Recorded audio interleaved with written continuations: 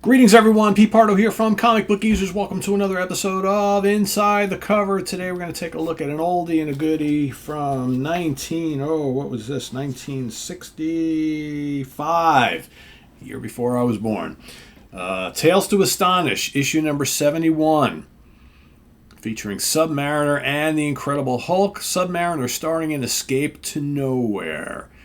It's kind of like some giant seaweed creature, right? Pretty cool cover, I think. Interesting how they got the little Marvel pop art. 12 cents.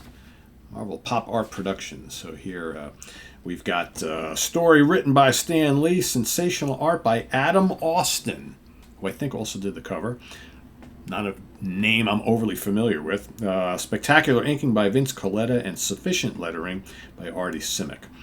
So here we've got, so to get you caught up on the issue before, Imperious Rex, the ambitious warlord Krang, has seized the throne of Atlantis. Only by finding Neptune's hidden trident can Prince Namor prove that he alone may wear the crown. But on the first leg of his search for the trident, Namor meets disaster. So, of course, he is confronted by a giant squid, right? And he's trapped in this like little crevice, and the squid is reaching for him.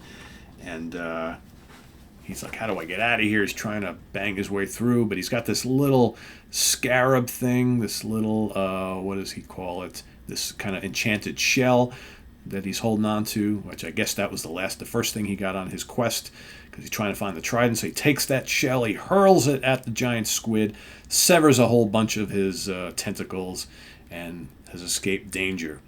So then he meets the spirit of Father Neptune there. It says basically you've got to keep moving, proceed to the depths. You'll take care of the task at hand. So what does he do?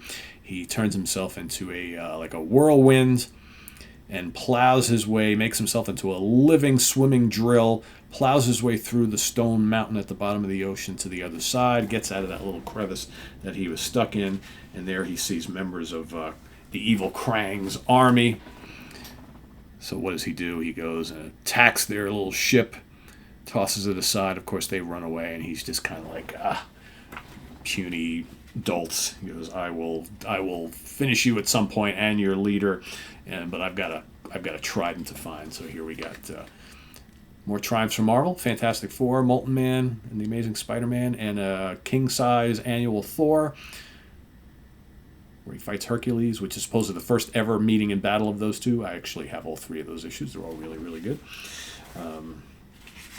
As we continue on, so we go back to, we've done if not the issue before this, the one before that. So we talked about how Krang wants to marry the Lady Dorma, right? So this whole like love triangle going here. So Krang, of course, wants to be the ruler of Atlantis. He wants Dorma by his side. Dorma, of course, is in love with Namor. Namor is in love with Dorma, but some things that have been going on haven't sat well with him, so he kind of refuses to be with her. So basically, if Krang can kill Namor, I guess she's going to have to marry him. So, but she, of course, is way upset by this whole thing, right? It can't happen. My love, he's got to win. And I have to win him over, right?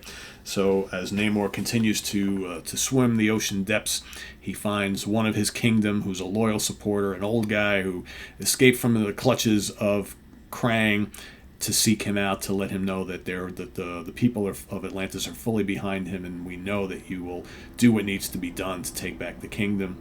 And Namor thanks him for his service and loyalty and all that. So then we cut back in Atlantis, and of course Dorma is still, where's my love? Why won't he return my love? I know we can make this happen, type of thing. And then we go back to Krang and his minions, right?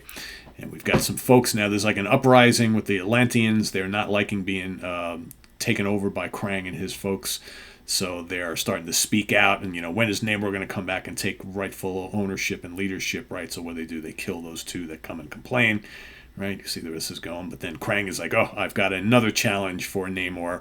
He'll never find the trident. And there is this giant seaweed man, right, that we were just talking about. So here, the battle begins. Namor is finding out that he can't seem to hurt this gigantic thing. No matter what he does, it doesn't do anything. So the seaweed creature grabs him and starts pushing down on him, driving him to the ocean floor. And Namor's like, oh, I don't know how much more of this I can take. And of course, that's where we leave it off to be continued next issue. Here we got some ads. I always wanted that Hulk shirt when I was a kid. Of course, never got one. Now, the Hulk issue, Like a Beast at Bay. Stan Lee wrote the story. Jack Kirby did the layouts, which means the inks. Mickey DeMeo did the art. Don't know who Mickey DeMeo is. And Artie Simek did the lettering. So it's interesting how in some of these issues back then, right around this time, the mid-'60s, you got all these artists who really never made a big name for themselves going forward. They might have been more popular artists than the 50s, late 50s, and early 60s. But I am not a fan of the art in this one. Even Jack Kirby's inks couldn't kind of save this, and I did basically because I just don't like the way the Hulk looks here. But here we've got the Hulk is battling this giant kind of robotic creature here.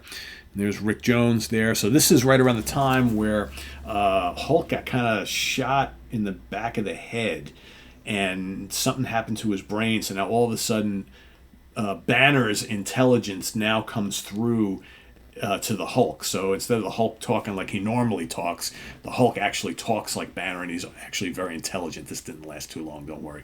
So I remember I had forgotten about this whole storyline. So when I'm reading this and I'm like listening to the Hulk's dialogue, it's like it's the supersized prototype Sunday Puncher. Lucky for us, it was launched from nearby, so it hasn't had enough distance to pick up maximum speed.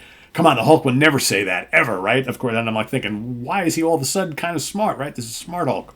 So yeah, so that's basically what you get here, and Hulk actually doing things based on intellect, not on just like Hulk must smash. So here, they're trying to defeat this giant creature, and doesn't really work. And of course, the army drops a bomb on the site, right, to kill the giant being. They blast away, him and Rick, and then of course, Thunderbolt Ross and his army show up on the scene. So they've got this giant android creature here. Then, of course, flames go up all around it because, of course, who owns the android creature but, yes, the leader. So can't let the army have his creation, right? So now they basically... So here you can see some of the art. Yeah, I'm really not all that nuts about the way the Hulk looks here. Just very squarish, right? Flat head and... Just, yeah, I don't know, not really much of a fan. So, of course, they find out that the Hulk is alive, jumping around. So they're like, all right, we got to go get the Hulk, right? We've seen this before a million times. So they go. The Hulk breaks into this lab, starts doing some stuff to some of these machines, right? Again, Hulk in normal Hulk mode would just basically bust everything up. And here the confrontation, right? Hurling rocks all over the place at the army, right? And of course, they've got him trapped in there, and Hulk wants to make sure that nothing happens to Rick. So he's like, you got to get out of here. Rick is like, no, I'm going to stay with you. And Hulk realizes that in order for him to not have Rick killed, he's got to get out of here. He's got to go confront them. So that's basically what he's trying to do here. He's like, wants to send Rick out. As soon as they see Rick, they'll stop, right? But of course, then the leader shows up, and the leader basically is like, well, I can save you from certain death and destruction here at the hands of the army. You must come with me to save the life of your friend. So basically, he goes, he's trying to convince him. I'll read you the dialogue here. He goes, you're the one who made me a prisoner before. Tales to Astonish number 69. Hulk, I bring you your last hope. By means of my projecto ray, I can transport you from this cave, taking you where you'll be safe. Hulk says, safe from the army, you mean? But then you'll have me again. Something has changed you. You speak with intelligence, but we can discuss that later. We are both products of gamma ray inducement. With my brains and your power, we are destined to become allies. Together we can rule the world. Acknowledge me as your leader. Swear to serve me, or else I leave you here to face certain death. The choice is yours. Next issue, the fateful choice. Now, of course, Hulk, under his normal wits, would be like, whatever you say, you're confusing me with what you're saying, but, I'm just going to smash you. But, of course, now, because he's got Banner's brain, is thinking about this. He's like, well, all right, maybe, there is a way out of this, right? So, all to be figured out next issue, right? So, yeah. That's issue number 71. 72 has the conclusion of these stories and lots more. Thanks for watching, everybody. Please subscribe if you haven't already and click on that notification bell so you get alerted of all of our content as it posts. And please do hit the like button before you leave. Also, down below, we got the links to our Ko-Fi page for channel donations as well as our merch page. So thanks in advance for all your support. I did that again. I'm so used to saying that on Sea of Tranquility. Yes, the link below to our merch page for Sea of Tranquility stuff as well as comic book user stuff, right? It's got the two channels. I like to say the same spiel on SOT every single day. So sometimes I get going on my whole thing and I'm like, this is comic book users. Anyway, thanks for watching. Let us know what you think of issue number 71. And we'll see you real soon here on the channel, right? Take care, everybody. Bye-bye. I'm Pete.